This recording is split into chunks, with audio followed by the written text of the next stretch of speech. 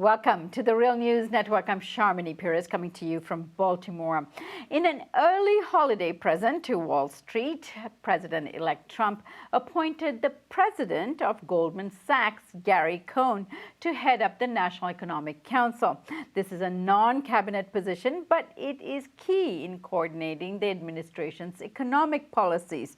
President Bill Clinton created the role and put the NEC on par with the National Security Council in terms of stature to help reassure Wall Street and bond markets about his administration's economic measures.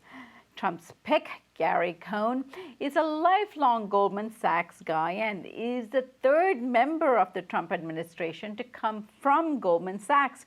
The other two are Steve Mnuchin, or Secretary of Treasury, and Steve Bannon, who is senior White House advisor.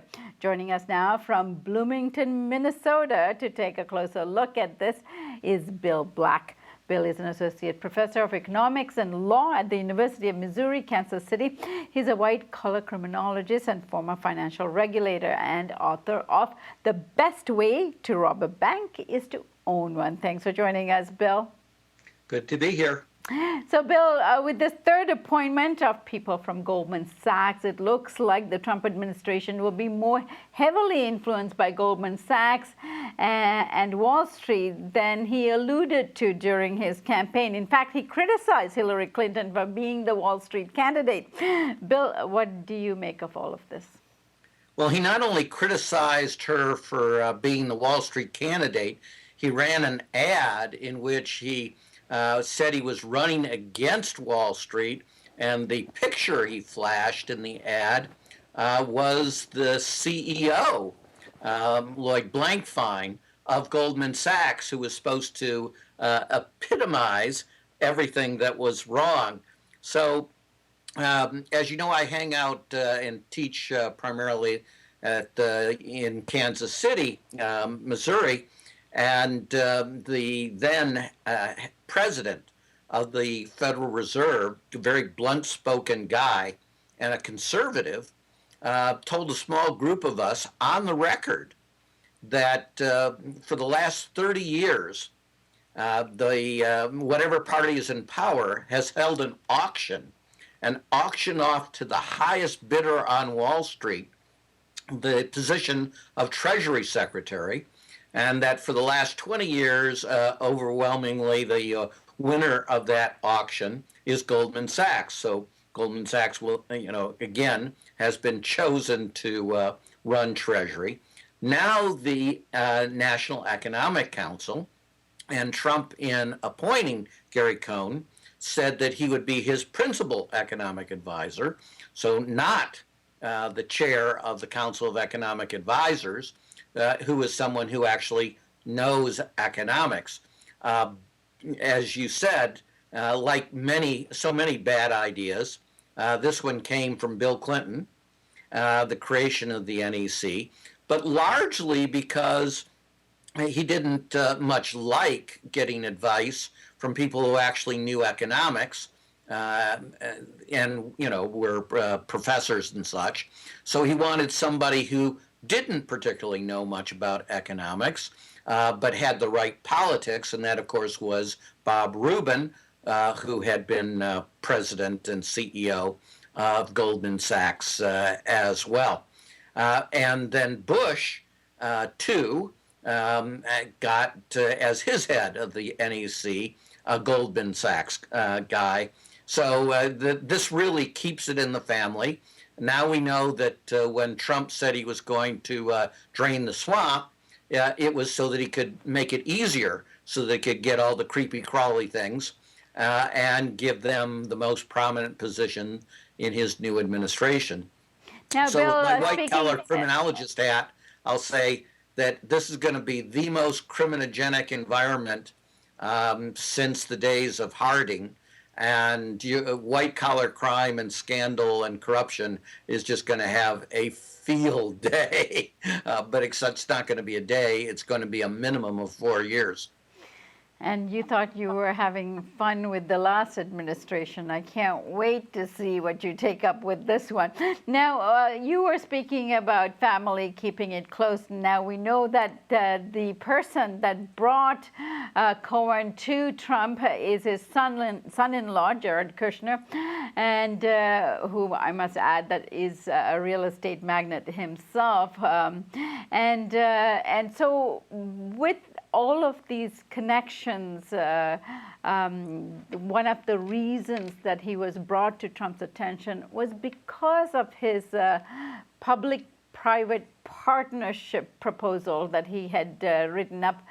What's in that? What's so scary about it, Bill? Oh, well, it's just nothing scary if you're the private part. It's guaranteed enormous amounts of money where the government fronts the money and you get the profits. It's completely outrageous. It's a really bad way to do stimulus. And again, these people are picked not because they know anything about economics. In fact, NEC heads often don't know particularly about economics. Even Larry Summers, who was Obama's first NEC head, was not picked because of his knowledge of economics, but because, of course, he was Rubin's protege. So this is more, it'll be great for Goldman's customers. By the way, Gary Cohn, as a result of, and you have to love the euphemism, beginning public service, will be able to sell his Goldman shares and have them tax deferred, the gain. And the gain, if he sells right now, is going to be an estimated $209 million. So everybody's going to win, except, of course, the public. Right, and tell us a little bit more about Goldman Sachs and their role in economic catastrophes. What's their history? And I mean, not only this Trump administration, they advise heads of states all over the world. Oh, they do it all. First, people will probably want to know that Blankfein, and he said this seriously, was doing God's work. So they have a really close identification with anything that makes them wealth. They think is something that God wanted, and that they're actually helping God by making themselves fabulously wealthy. Goldman Sachs is one of the remaining big three investment banks in the United States. It is one that, as you say, is infamous for advising governments to do these all kinds of bad transactions that are really good for Goldman, really good for other private clients, and really, really, really bad for the public sector. They're the ones who helped Greece do the scam to understate dramatically its debt levels so that it could qualify for the euro. We've seen how that worked out. But it's also informally referred to as government Sachs because it really encourages its senior executives to go in to really senior levels of the government, the kind of things that create policy and can make Goldman Sachs and its clients immensely wealthy. But you always have to worry with Goldman Sachs.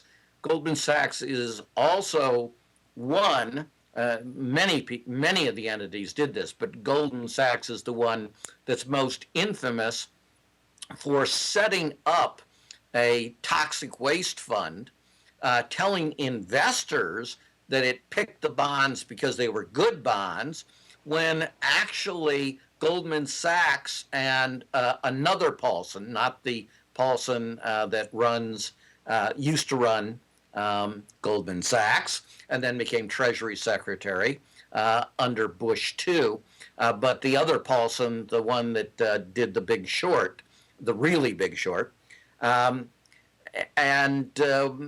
they were, in fact, picking the fund so that it was filled with the most toxic crud, and then Goldman and Paulson were betting for the sure thing, which was that this was going to lose money, and encouraging other Goldman customers to come in saying, we've created this portfolio of really good stuff that you want to be invested in. And when they were called on this in the Senate investigation, they said, well, we don't see any problem with doing that. You know, we're not here for our customers. We're here for Goldman Sachs. Everybody should know that we're rapacious. And of course, Matt Taibbi has summed it up so colorfully and accurately in labeling Goldman Sachs the vampire squid that exists simply to thrust its feeding tube into any pile of rotting assets to extract the value and further rip off the public and enrich the Goldman partners, which they're, all you can say is they've done it again. All right, Bill, very scary times. I thank you so much for joining us, and please come back real soon. I'm sure we'll have more news to unravel. Oh, the vampire squid has many more acts. All right, thank you for joining us on the Real News Network.